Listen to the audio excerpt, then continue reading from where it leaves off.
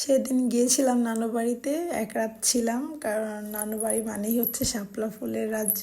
তো সকালবেলা শাপলা ফুল দেখার জন্য আসলে রাত থেকে গিয়েছিলাম। নানু বাড়ির এলাকাটা এত পরিমাণ সুন্দর, দেখতেই পাচ্ছেন কি যে সুন্দর এলাকা। আমার অনেক প্রিয় জায়গা নানু বাড়ি। তো নানু বাড়ি সব পিচ্ছি বাচ্চা নিয়ে বের হয়ে গেছে শাপলা ফুল দেখতে।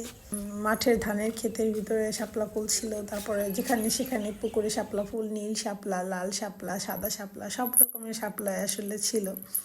তো বাচ্চারা আমার সাথে গেছিল। সকালে একদম উঠছিলাম, বাট সকাল সকাল রোদ উঠে গেছিলো ওই দিন, যদিও তারপরেও ভালো লাগছে অনেক বেশি। এই যে সব আমার জন্য ফুল তুলতেছে ওরা। তো ওরা ফুল তুলতেছিল আর বলতেছিল যে এখান থেকে একটু দূরে একটা পুকুর আছে, সেই পুকুর ভরা শাপলা ফুল, লাল শাপলা।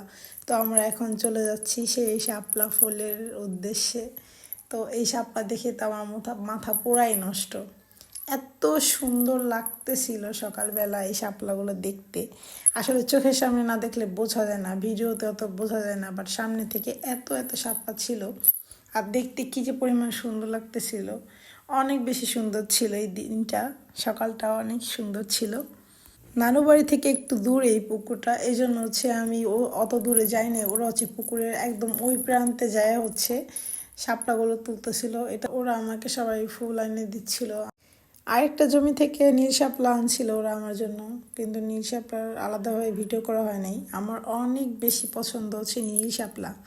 নীল শাপলার স্মেলটা এত সুন্দর, যারা আসলে নীল শাপলা চিনে বা দেখছে তারাই বুঝতে পারবে এটা কত পরিমাণ জোস দেখতে। তো এই ছিল আমার নানু বাড়ির শাপলা তোলার ভিডিও, সবার সাথে একটু শেয়ার করলাম।